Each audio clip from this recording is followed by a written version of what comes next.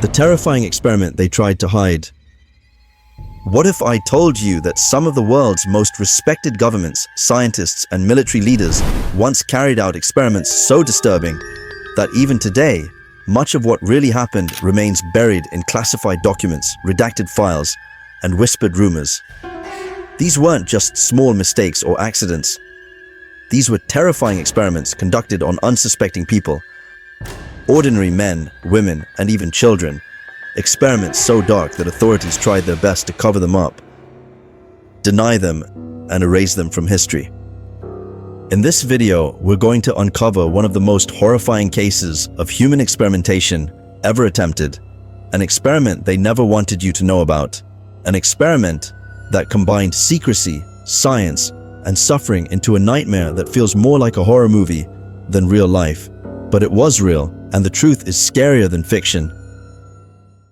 The age of hidden experiments. Before we get into the main story, we need to understand the context. The mid-20th century, especially the Cold War era, was a time when secrecy ruled the world. Superpowers like the United States and the Soviet Union were locked in a deadly competition. Not just for weapons and territory, but for control of knowledge. Why, you might ask? Because the key to power is knowledge. Governments believed that any scientific edge, no matter how cruelly obtained, could mean the difference between victory and annihilation. Ethics, morality, and even human rights were often pushed aside in the race to be number one. This gave rise to projects like Nazi human experimentation during World War II, where prisoners were frozen, poisoned, or dissected alive.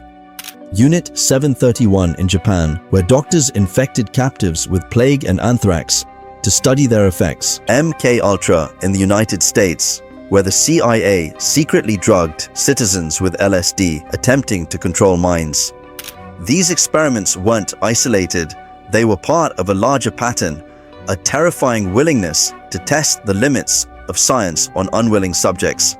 And among these, there was one experiment that stands out as particularly chilling.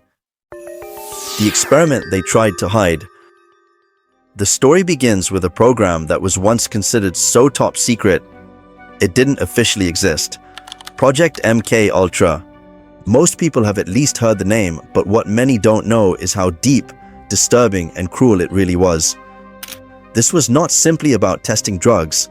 It was about breaking and rebuilding the human mind.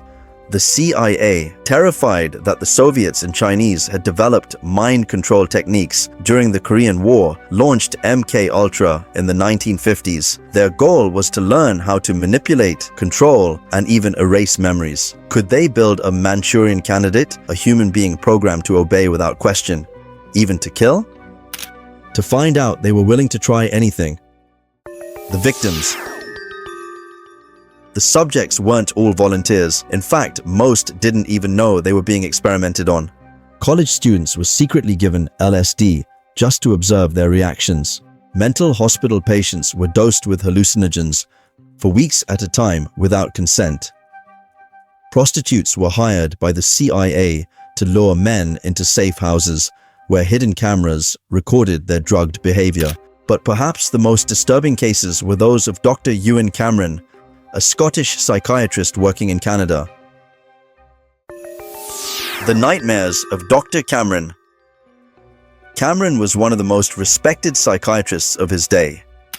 He ran the Allen Memorial Institute in Montreal, and his reputation earned him funding directly from the CIA. But what he did with that money is the stuff of nightmares.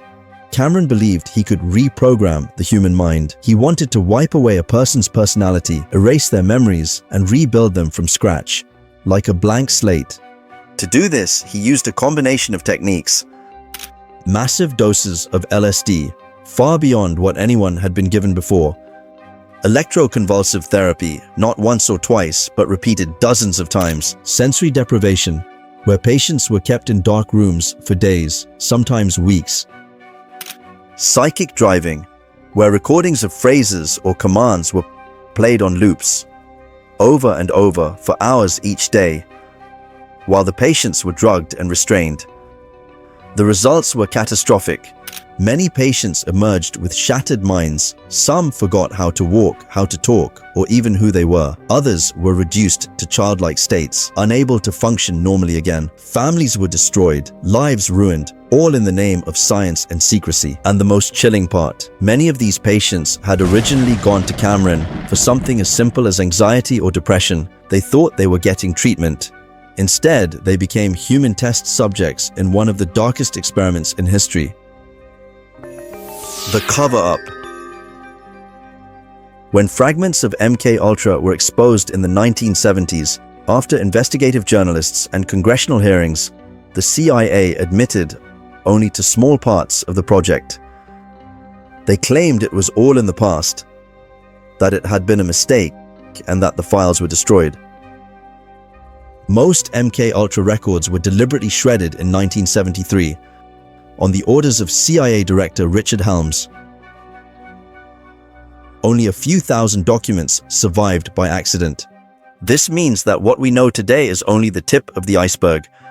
The full scale of the experiment, the number of victims, the true methods, and the possible successes remains largely unknown. To this day, many families who lost loved ones to Cameron's experiments or to other MK-Ultra programs have never received justice. Whispers of success. Here's where it gets even more unsettling. Some researchers believe that MK-Ultra wasn't entirely a failure. While creating perfect mind-controlled assassins may have been impossible, the CIA did gain valuable insights into interrogation, psychological torture, and manipulation.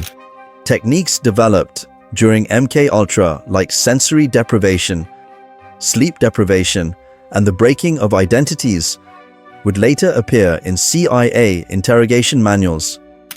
In other words, the terrifying legacy of this experiment may still echo in the methods used today in black sites and secret prisons around the world. Could it happen again? Now comes the interesting question: could something like MK-Ultra or Cameron's experiments happen again today? Officially, laws and oversight committees exist to prevent it. But secrecy is still a powerful weapon, and history has shown us that when governments believe national security is at stake, almost nothing is off the table. We live in a world where technology is advancing faster than our ethics. Artificial intelligence, brain-computer interfaces, and neurochemistry are opening new doors into the human mind. The temptation to use these tools not just for healing but for control is stronger than ever. So while MK-Ultra may be in the past, the terrifying idea behind it, the dream of controlling human thought, has never truly disappeared. The human cost. Let's not forget, behind every classified file, every scientific paper, every whispered rumor, there were real human beings involved, people with families, jobs, and futures, who were turned into experiments against their will. Some never recovered, some never even knew what had been done to them, and some most likely died without the world ever learning their full names. The true horror of MK-Ultra isn't just about the secrecy, the science, or the cover-up. It's the human suffering left in its wake. The truth they tried to bury. So what do we take away from this story? The terrifying experiment they tried to hide, MK-Ultra, and specifically Dr. Ewan Cameron's brutal mind experiments, remains one of the darkest chapters in modern history. It showed us how far powerful institutions are willing to go when they believe the ends justify the means. It reminds us that if left unchecked, secrecy can breed abuse, that science without ethics can truly become the house of horrors, and that sometimes the scariest monsters are not found in myths or legends, but in laboratories funded by governments around the world, hidden from the world.